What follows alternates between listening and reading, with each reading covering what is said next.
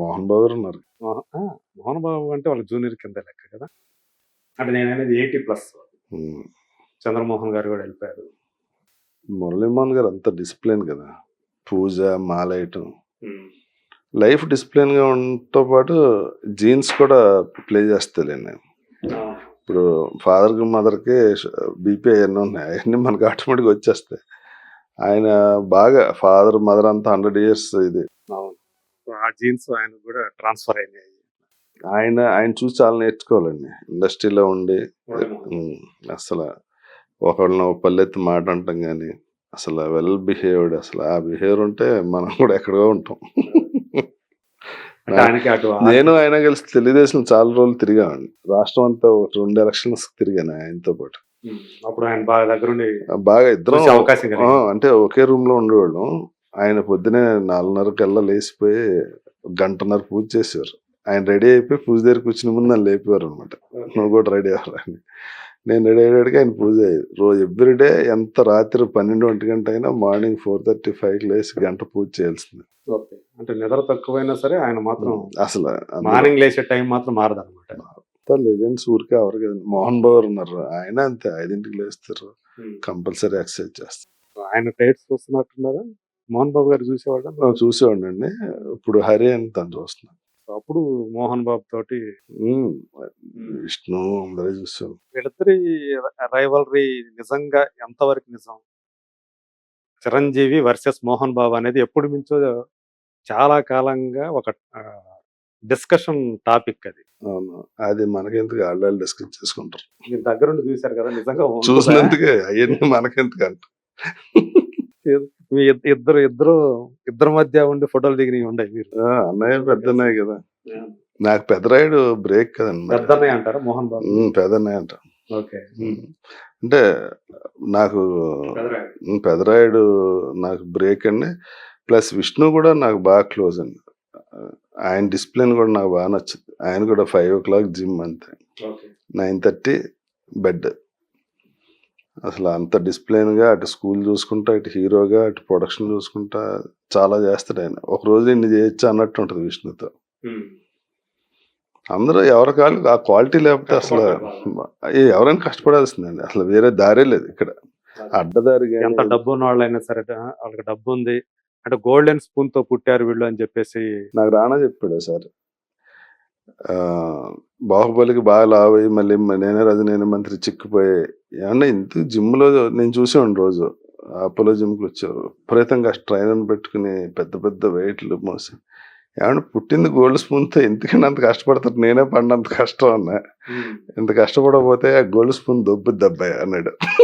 నాకు బాగా నచ్చింది, మంచి మాట, చాలా మంచి మాట. అందుకని ఇక్కడ గోల్డ్ స్పూన్ తో పుట్టిన వాళ్ళకి ఇంకా కష్టం, మామూలు స్పూన్ తో పుట్టినాడు హ్యాపీగా ఉండొచ్చు, అంటే పోయేదే ఉండదు కదా. దాన్ని నిలుపుకోవాలి కదా. గోల్డ్ స్పూన్ అంటే ఇట్స్ వెరీ డేంజరస్. ఆ బరువు అనేది మన మీద చాలా ఉంటుంది, మోస్తూ ఉండాలి, దాన్ని నిలబెట్టుకోవాలి. ఏమాత్రం ఆ బ్యాలెన్స్ తప్పినా వేరే రకంగా స్పూన్ వెళ్ళిపోద్ది, పేరు జడగొడుతున్నారని పేరు వచ్చేస్తుంది. ఇంకా చాలా ఉంటారులేండి, ఇంకా రెస్పాన్సిబిలిటీస్ అవన్నీ చాలా కష్టం. అంటే ఇండస్ట్రీకి వచ్చిన తర్వాత సినిమా మీద పిచ్చితో వచ్చారు కదా, ఇక్కడ ఎవరి ఫేట్ని వాళ్ళు రాసుకోగల పరిస్థితులు ఉన్నాయా? ఉండదండి. ఒక్కటి సార్, ఎవరికైనా అంతేనా? నటులకైనా సార్ ఇక్కడ సార్ కష్టపడ్డోడికి ఏదో రోజు టైం వస్తుంది సార్. కష్టం లక్ కలిస్తే అది వేరే, ఎక్కడికి వెళ్ళిపోతారు. ఓన్లీ లక్ మీద వచ్చిన వాళ్ళు అది నిలబెట్టుకోవడం చాలా కష్టం, కష్టపడకుండా. ఓకే, నేను చాలా మంది చూస్తుంటా కదా, ఏమాత్రం లేజీగా ఉన్నా ఓ సినిమా హిట్ అయింది కదా అని అది లేజీగా తయారైతే కరెక్ట్గా 2-3 yearsలో ఫేడ్ అవుట్ అయిపోతుంది. సినిమా హిట్ అయ్యాక ఇంకా కేర్ఫుల్గా, ఇంకా కొత్తగా డ్యాన్స్ నేర్చుకుని మొత్తం 6 packs చేసుకుని, పాపం ఏం తినరు వాళ్ళు, అంతంత సంపాదించుకుని అంత కష్టపడి డైట్ మెయింటైన్ చేయాలి, అన్ని మెయింటైన్ చేయాలండి. అదే ఏది తినాలనిపిస్తే తినడానికి లేదు, తింటే ఏముంది క్యారెక్టర్ ఆర్టిస్ట్లు అయిపోతుంది మళ్ళీ. అది చాలా ఆ బ్యాలెన్స్ ఉన్నోళ్ళు ఎప్పుడు అంటే అండి, ఇంకా ఆ హీరో ఇమేజ్ వచ్చాక ఇంకా జీవితం అంతా అంతే. కష్టమే. ఏది పడితే అది తినడానికి ఉండదు. క్యారెక్టర్‌ని బట్టి చాలా కోల్పోవాల్సి అనుకుంటా. అసలు క్యారెక్టర్‌ని బట్టి మొత్తం ఆహార్యం అంతా మారిపోద్ది కదండీ. పైగా ఇదివరకు హీరోలు ఏంటంటే ప్రతి సినిమాలో ఒకే రకంగా కనిపించేవాడు. ఇప్పుడు అసలు అప్పుడు పెద్దవాళ్ళు. ఇప్పుడు ప్రతి సినిమాకి హ్మ్. మారిపోవాలి. స్టిల్ చూస్తే ఏ సినిమా చెప్పేయచ్చు. చెప్పేది. అలాగా పాపం అందరూ ఇవాళ హీరోలు. అట్లా ఉంది. ఒకప్పుడు అంటే అది ఏ సినిమాలో తెలియదు. సినిమా బాగుంటే చూసేయటమే అప్పుడు. అదే. ఇప్పుడు ఆ అదే. పరిస్థితి లేదు. లుక్స్ అన్ని ఒకే రకంగా కనపడేవి అప్పుడు. సో అంత సినిమా కోసం, క్యారెక్టర్ కోసం అంత కష్టపడాల్సిన అవును. పరిస్థితి ఈ రోజు ఉంది అందరికి. అందరికీ. సో మీరు ఇక్కడికి వచ్చిన తర్వాత మిమ్మల్ని ఎంకరేజ్ చేసిన వాళ్ళు కానీ, అంటే పడిపోతున్నావురా ఇక కష్టం అనుకున్న పరిస్థితుల్లో మిమ్మల్ని ఆదుకున్న వ్యక్తులు కానీ అలాంటివి ఉన్నాయా ఎప్పుడన్నా మీకు జరిగింది? అంటే అండి నేను నైస్ రాజా అనే సినిమా హీరో చేశాక ఆ సినిమా నైస్ రాజా. ఆ సినిమా రిలీజ్ అవ్వలేదు. అప్పుడు నాకు 1 year గ్యాప్ వచ్చిందండి ఇండస్ట్రీలో. అంటే నేను హీరో చేశాను కదా మళ్ళీ క్యారెక్టర్లు చేస్తే ఏమవుతుందో తెలియని కన్ఫ్యూజన్లో ఉండేవాడిని. అప్పుడు 1 year గ్యాప్ వచ్చిందండి. అప్పుడు 1 year తర్వాత ఈ సినిమా రిలీజ్ అవ్వదు ఇంకా మనం రెగ్యులర్గా సినిమాలు చేయకపోతే ఇబ్బంది పడతాం. అప్పుడు నేను చాలా అప్పు చేయాల్సి వస్తుంది 1 yearలో. అప్పుడు చిన్న కన్ఫ్యూజన్ మెయింటెనెన్స్ కూడా ఇబ్బంది పడ్డారు. ఇబ్బంది బాగా. పిల్లలు వాళ్ళ స్కూల్ ఫీజులు కట్టాలి. అంటే మరీ అంత ఇది కాదు, మిడిల్ క్లాస్ ఫ్యామిలీ ఓకే, ఇంటికాడ నుంచి అడిగితే పంపిస్తారు అలా ఉంటది కానీ మామూలుగా అయితే కొంచెం పర్వాలేదు, కొంచెం మిడిల్ క్లాస్ అండి, అప్పర్ హై క్లాస్ అలాగేం కాదు. అప్పుడు నాకు హెల్ప్ చేసింది సుమన్ గారు. నేను వెళ్ళి సార్ నా పరిస్థితి ఇలా ఉంది ఏదైనా సీరియల్లో వెళ్ళి వేషం అడిగితే సార్ మీరు చేస్తానంటే ఏముంది సార్ మీరు అడగక్కర్లేదని అప్పుడే అందం సీరియల్ ఆయన రాసింది. రామోజీ గారి చిన్నబ్బాయి ఆయన అందం సీరియల్లో నాకు అసలు మళ్ళీ హీరో ఇమేజ్ తీసుకొచ్చారు.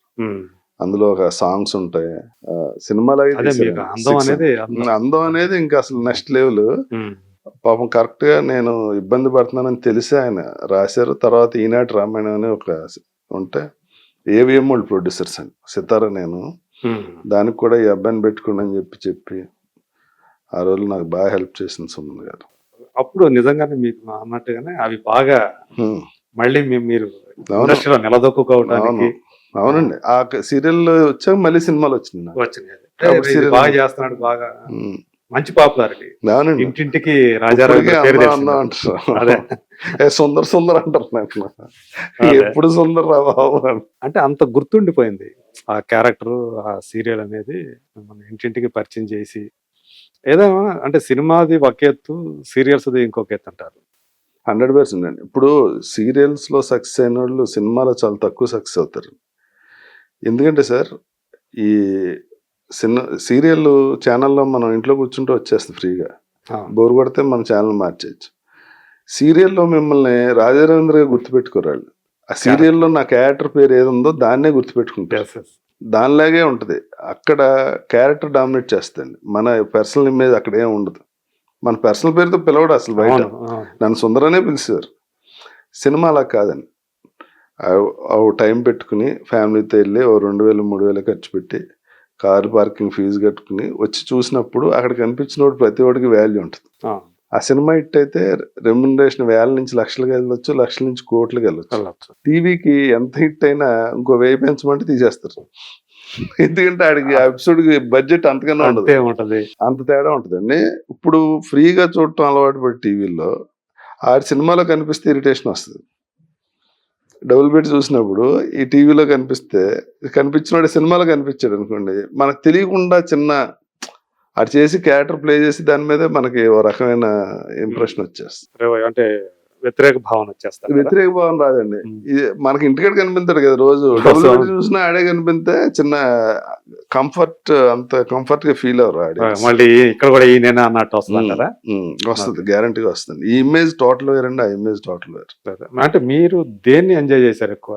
అన్నీ సార్, నాకు అసలు ఆ ఐడియా కూడా ఉండదు. నేను 2 days 3 days ముందే మర్చిపోతుంటా. అంటే ఇప్పుడు ఆ సీరియల్స్ మీకు తిండి పెట్టాయి కదా? అవును, 100%. ఆ ఫేస్ అయిపోయింది కదా, ఇంకా కూర్చుని అంటే బాగా ముసలాండే గుర్తెచ్చుకుంటాను అన్ని కూర్చుని. అదే మొత్తానికి ఒక గడ్డు కాలంలో 100-200% అండి. ప్రతిదీ మీడియా ఇప్పుడు ఇంకా పెరిగిపోయినాయి కదా సార్ ఛాన్సెస్. ఓటీటీ వచ్చింది, షార్ట్ ఫిల్మ్స్ వచ్చినాయి, ఓటీటీ ఫిల్మ్స్ ఇప్పుడు ఎక్స్ప్లోర్ అవడానికి చాలా అవకాశాలు ఉన్నాయి, నెంబర్ ఆఫ్ మార్గాలు ఉన్నాయి. మార్గాలు ఉన్నాయి. మీరు కూడా ఏదో అప్పుడు ఆ మధ్య ఒకటి ఒకటి అనుకున్నాం సార్, ఓటీటీ ప్లాట్ఫామ్ పెడదామని అనుకున్నాం. దాని కష్ట నష్టాలన్నీ 3 నెలలు ఒక కమిటీని వేసి వాళ్ళు అన్ని చేశారు. ఓకే, రెండేళ్ల క్రితమా? అవునండి, వేసాక అదే కరెక్ట్ గా కరోనా వచ్చిందండి. ఓకే, ఒక 200 కథలని ఒక వెబ్ సిరీస్ చేద్దాం ట్రై చేస్తే ఒక కథ పోలే. ప్లస్ అది 200 కథలు విన్నారు. 8 లాంగ్వేజెస్ లో చేద్దామని ఛానల్ అనుకున్నాను. ఇప్పుడు కంటెంట్ ఏంటంటే పాత సినిమాలన్నీ ఏదో ఒక ఛానల్ ఓటీటీ ప్లాట్ఫామ్ కొనేసి ఉన్నాయి. ఇప్పుడు కొత్తగా కంటెంట్ కావాలంటే వాళ్ళతోటి టైఅప్ అయ్యి అదే కంటెంట్ పెట్టుకోవాలి. కొత్త కంటెంట్ అంటే మనం తీయాలి. ఎవ్రీ మంత్ వెబ్ సిరీస్ లేకపోతే మనం కొత్త సినిమా ఓటుకొని అందులో కంటెంట్ లేకపోతే మీకు సబ్స్క్రైబ్ చేయడు. అది ఎవ్రీ మంత్ మనం ప్లాన్డ్ గా పెట్టుకుంటే వెళ్ళాలి. 1000 కోట్లు బడ్జెట్ వేసి పెడదామని చూస్తే తెలుగుకి అందులో 40 కోట్లు 50 కోట్లు వచ్చింది. హిందీకి మేజర్. ఇప్పుడు ఈ 40 కోట్లు 50 కోట్లు ఓ సినిమా కొంటే సంవత్సరం బడ్జెట్ అయిపోద్ది. కరెక్ట్. దాన్ని పెంచితే సబ్స్క్రిప్షన్స్ ఎంత వస్తుందో తెలియదు. ఎందుకంటే సార్ నెట్ఫ్లిక్స్, హాట్స్టార్ వీళ్ళందరూ ఇండియాలో, అమెజాన్ వీళ్ళు ఇండియాలో వాళ్ళ బడ్జెట్లు వచ్చి 5,000 కోట్లు 7,000 కోట్లు 10,000 కోట్లు అలా ఉన్నాయి. లాంగ్వేజ్ కింద అని పెట్టేసుకున్నారు. కాంపిటేట్ చేయలేండి. ఆడు ఒక వెబ్ సిరీస్ తీస్తే ఈ డిసెంబర్ లో షూటింగ్ అయితే 1 year ఆగి నెక్స్ట్ జనవరికి రిలీజ్ చేస్తాడు. 200 లాంగ్వేజెస్ లో ప్రాపర్ గా డబ్ చేసి ఏ లాంగ్వేజ్ కి ఆ లాంగ్వేజ్ లో చేస్తాడు కంటెంట్. అలా చేస్తే వర్కౌట్ అవుతుంది. ఇది లేకపోతే ఏంటంటే ఇక్కడే ఉండిపోతుంది. ఓన్లీ తెలుగుని పెడితే అసలు బయటకి దానికి ఇంకా చాలా ఉన్నాయండి. స్ట్రీమింగ్, దానికి మళ్ళీ అంత స్టోరేజ్ కి అవన్నీ స్ట్రీమింగ్ కి ఎక్కువ అవుతుంది మళ్ళీ. కానీ మేము ఆల్రెడీ ఆహా ఒకటి ఉంది కదా సక్సెస్. అంటే ఆహా వాళ్ళు ఎంతవరకు బయటపడతారో ఇంకా తెలియదు కదండి. ఓకే, ఇప్పుడు తమిళకి ఎక్స్టెండ్ అయ్యారు. వాళ్ళకి ప్రాపర్ గా స్లోగా స్టార్ట్ చేసి తెలుగులో ఫస్ట్ ఇది కాబట్టి వాళ్ళకి ఆ ఇది వచ్చింది. ఇంకో తెలుగు వస్తే ఎలా ఉంటుందని తెలియదు. ఏం లేదు సార్, పులెక్కి సారీ చేసినట్టే, దిగటానికి ఉండదు ఆపటానికి ఉండదు. మీరు కూడా ఛానల్ నడుపుతున్నారు, మీరు ఇక్కడ ఛానల్ నడుపుతున్నారు కదా, ఎప్పుడైనా అలాగే ఉంటుంది. మీరు అంటే పులి మీద స్వారీ వ్యవహారం. సో అందు గురించి దాన్ని పక్కన పెట్టారా? వద్దులే అని సినిమా చేసాం, తగ్గేదిలే అని. ఓకే, ఆ బడ్జెట్ దానికి అనుకున్న బడ్జెట్ అసలు బడ్జెట్ దానికోసమా? ఓన్లీ సినిమాలు చేస్తే ఏమైనా 3 నెలలు 4 నెలలు ఎగ్జిట్ అయిపోయి వేరే పని చూసుకోవచ్చు. సక్సెస్ అయితే ఇంకో 4 తీయొచ్చు, లేకపోతే ఆపేయచ్చు. ఆ రోజుతో చేతులు కడిగేసుకోవచ్చు. ప్రస్తుతం ఇది కొన్ని రోజులు నడుపుదాం అని చెప్పి ఓ సినిమా చేస్తాం, తగ్గేదేలే.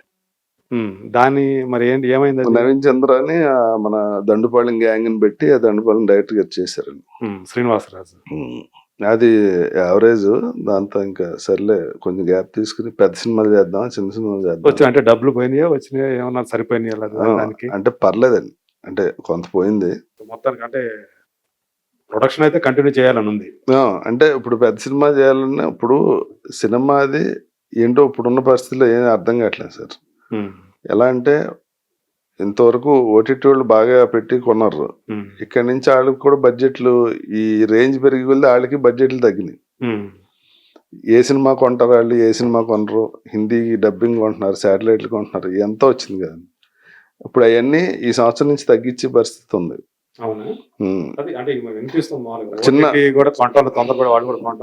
తొందరపడలేదండి. ఇప్పుడు ఒక పెద్ద సినిమా ఉందనుకోండి సార్, 300 కోట్లు 500 కోట్లు 600 కోట్లు పెట్టి ఒక సినిమా కొంటున్నారు. పెద్ద సినిమాలు మినిమం 200 కోట్లు ఉంటుంది పెద్ద సినిమా. ఆడి బడ్జెట్ అయిపోద్ది 2 సినిమాలు కొంటే. పోనీ 10 సినిమాలు కొంటాడు 2,000 కోట్లు పెట్టి. ఆ తర్వాత అన్ని సినిమాలు కొనలేడు కదా, వాడు పెట్టుకునే బడ్జెట్ ఇంతే ఉంటది. అది అవగానే వాళ్ళకి ఎలా ఉంటదంటే సార్, ఈ నెల ఈ సినిమా రిలీజ్ చేయాలని ఒక ప్రోగ్రామ్ ఉంటుంది. మార్చిలో సలార్ రిలీజ్ చేద్దాం. ఇక్కడ సలారు అంత పెద్ద సినిమా, అన్ని 100 కోట్లు పెట్టి చేసిన సినిమా, ఎక్కడో టెక్నికల్ ప్రాబ్లం వచ్చి 3 నెలలు 2 నెలలు పోస్ట్ పోన్ చేశారు రిలీజ్ డేట్. ఈ మొత్తం ఈ చార్ట్ అంతా పోద్ది. మార్చిలో పెద్ద సినిమా అనుకుని ఈడు ఏప్రిల్లో పెద్ద సినిమా, మేలో పెద్ద సినిమా అని పెట్టుకుంటాడు కదా. ఈ 3 నెలలు పోస్ట్ చేస్తే ఈ నెల 0 అయిపోయి 3 నెలల తర్వాత వాళ్ళు ప్లాన్ చేసిన ఇంకో పెద్ద సినిమా మీదకి ఆ సినిమానే వచ్చేస్తుంది. టైం లైన్ పెడతాను, ఈ టైంలో అయితే నేను ఈ రేట్ కొంటా, లేకపోతే నేను కొన్నాను, లేకపోతే ఇంత తగ్గిస్తాను. అదంతా టెన్షన్. ఈ మధ్య గొడవ కొంచెం జరుగుతున్నట్టు అనిపిస్తుంది. జరుగుతున్నాయి కదా, జరుగుతున్నాయి, కంటిన్యూస్ జరుగుతుంది. అవును, అదే దానివల్ల త్వరగా సినిమాలు రిలీజ్ చేసేసేయటం క్వాలిటీ ప్రాపర్ గా, అంటే ఇక్కడ థియేట్రికల్ రిలీజ్ కి సరిగా ప్రాపర్ గా పబ్లిసిటీ ఇవ్వకుండానే కొన్ని సినిమాలు రిలీజ్ ఇంకా చేయాలి. చాలా ఉన్నాయండి అందులోకి వెళ్తే